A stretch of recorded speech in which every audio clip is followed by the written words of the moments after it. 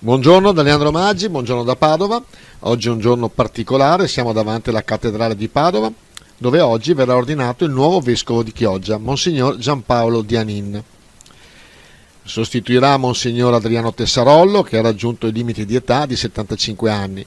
Proviamo a farvi la cronaca di questa giornata intensa e importante anche attraverso le voci di alcuni sindaci, il sindaco di Chioggia, il sindaco di Portotolle e i sindaci di Portoviro e Rosolina.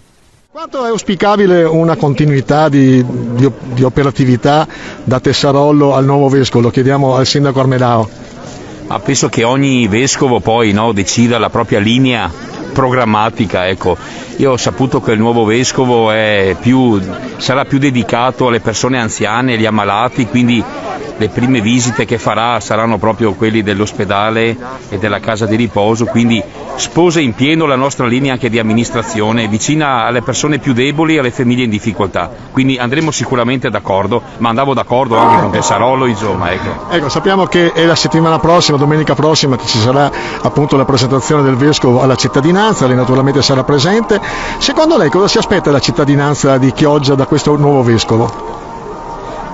Penso comunque a Chioggia, la gente è molto attaccata alle parrocchie, alla diocesi, anche i giovani, no? Perché sicuramente punterà anche ai giovani, infatti li vuole incontrare proprio il 30. Penso che Chioggia ha sempre risposto bene, verso la diocesi, verso la curia, anche c'è una forte partecipazione anche nelle parrocchie, nei patronati, quindi noi come amministrazione comunale, l'abbiamo già detto, saremo di supporto anche alle parrocchie.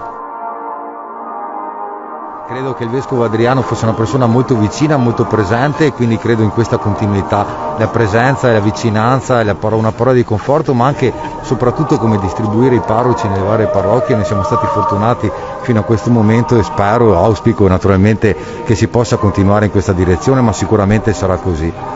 Ecco, abbiamo parlato anche con il sindaco Armelao di una continuità con Tessarollo e Dianin. Quanto secondo lei potrà incidere per la comunità polesana il nuovo vescovo? È una figura comunque importante, credo che la Chiesa comunque, soprattutto in questo periodo anche di Covid, soprattutto per le persone più anziane, lo ricordava anche prima l'amico Mauro, credo che ci sia un lavoro molto importante e la sinergia amministrazioni-Chiesa è fondamentale per questo passo, per andare avanti in questo modo. Allora, quanto è importante questo momento? È importantissimo, e poi è una cosa che almeno a me personalmente non è mai capitato di vedere l'ordinazione di un vescovo, quindi c'è anche tanta curiosità e veramente anche tanto entusiasmo perché arriviamo dopo tanti anni, siamo abituati con il nostro vescovo, con Don Tessarollo, quindi siamo anche curiosi di accogliere questo nuovo pastore. Speriamo che... E cosa vi aspettate da questo nuovo pastore, dopo aver veramente lavorato, penso, molto bene con Tessarollo? Ci aspettiamo sicuramente una valida guida per le nostre comunità, per il nostro territorio, soprattutto in un momento difficile come questo che i nostri paesi stanno attraversando. Avere anche un punto fermo, un punto di riferimento dal punto di vista spirituale, credo che sia molto importante anche per i nostri parrocchiani.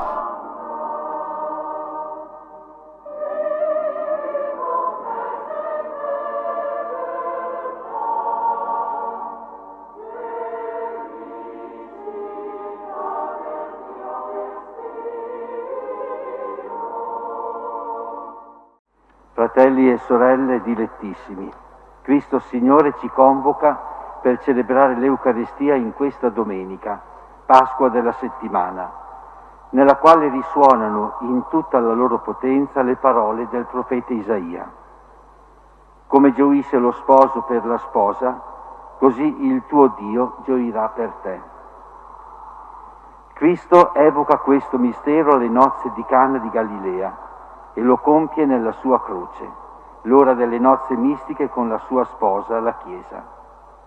Questa relazione sponsale permane nella storia attraverso il ministero del Vescovo, successore degli Apostoli. Oggi questo dono si realizza con l'effusione dello Spirito Santo Paraclito sul nostro fratello, il presbitero Giampaolo, che diverrà vescovo per l'imposizione delle mani e la preghiera di ordinazione. Così, per opera della grazia, egli sarà nella Chiesa di Cristo pastore, maestro e sommo sacerdote del popolo di Dio, per mezzo del Vangelo e dei sacramenti.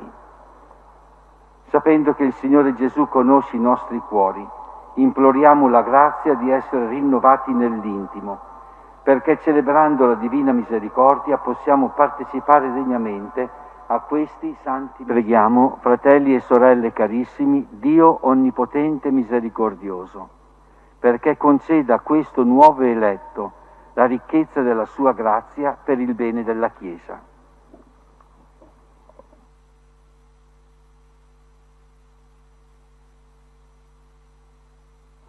Viene invocata ora l'intercessione dei santi e tutta l'Assemblea prega intensamente per l'eletto che si è prostrato a terra. È certamente uno dei momenti più toccanti del rito.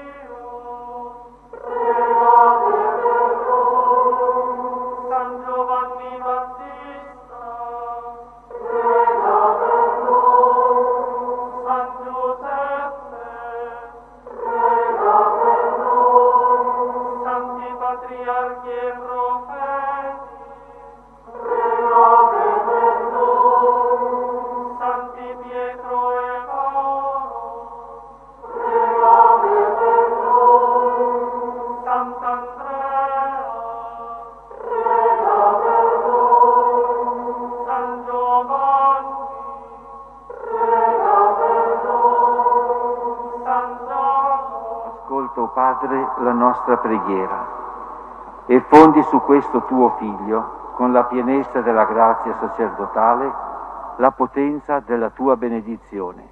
Per Cristo nostro Signore.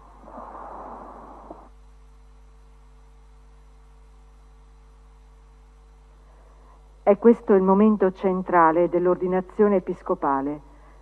Per l'imposizione delle mani sul capo e la preghiera di tutti i vescovi, l'eletto riceve dal Padre lo Spirito di Cristo, che lo rende capace di reggere e guidare la Chiesa, entrando così nel grande mistero della successione apostolica.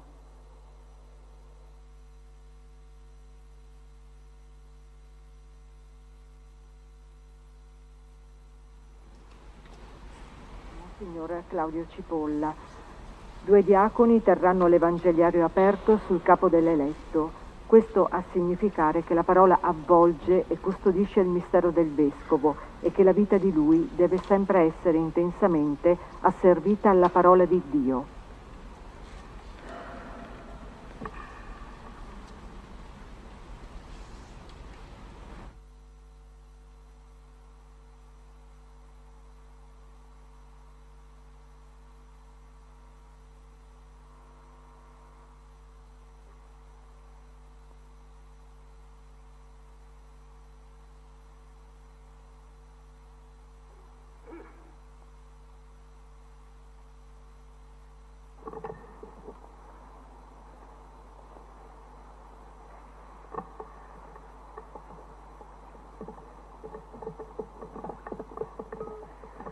O Dio, Padre del Signore nostro Gesù Cristo, Padre di misericordia e Dio di ogni consolazione, tu abiti nell'alto dei cieli e volgi lo sguardo su tutte le creature e le conosci ancor prima che esistano.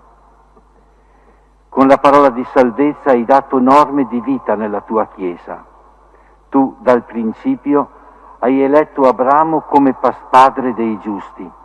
Hai costituito capi e sacerdoti per non lasciare mai senza ministero il tuo santuario. E fin dall'origine del mondo hai voluto essere glorificato in coloro che hai scelto. E fondi ora sopra questo eletto la potenza che viene da te, o Padre. il tuo Spirito che regge e guida. Tu lo hai dato al tuo diletto Figlio Gesù Cristo, ed Egli lo ha trasmesso ai santi apostoli che nelle diverse parti della terra hanno fondato la Chiesa come tuo santuario, a gloria e lode perenne del tuo nome. O Padre, che conosci i segreti dei cuori, concedi a questo tuo servo, da te eletto all'Episcopato, di pascere il tuo santo gregge e di compiere in modo irreprensibile la missione del sommo sacerdozio. Egli ti serva notte e giorno, per renderti sempre a noi propizio e per offrirti i doni della tua Santa Chiesa. Con la forza dello Spirito del sommo sacerdozio abbia il potere di rimettere i peccati secondo il tuo mandato. Disponga i ministeri della Chiesa secondo la tua volontà. Sciolga ogni vincolo con l'autorità che hai dato agli Apostoli.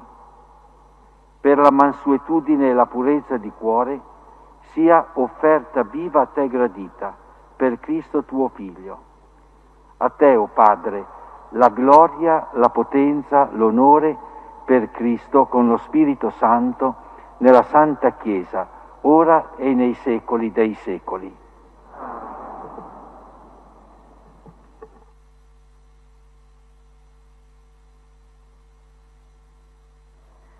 Ora seguono alcuni riti esplicativi. Innanzitutto l'unzione crismale sul capo del nuovo vescovo. Ricevi l'anello, segno di fedeltà, e nell'integrità della fede e nella purezza della vita custodisci la Santa Chiesa, sposa di Cristo.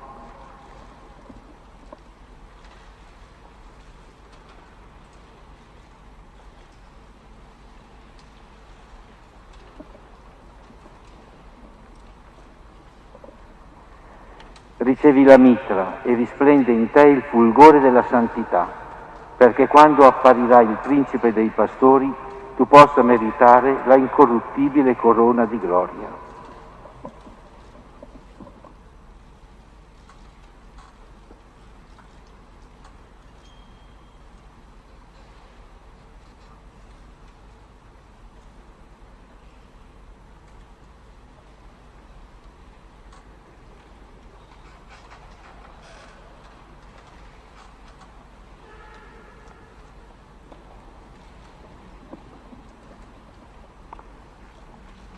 Ricevi il pastorale, segno del tuo ministero di pastore.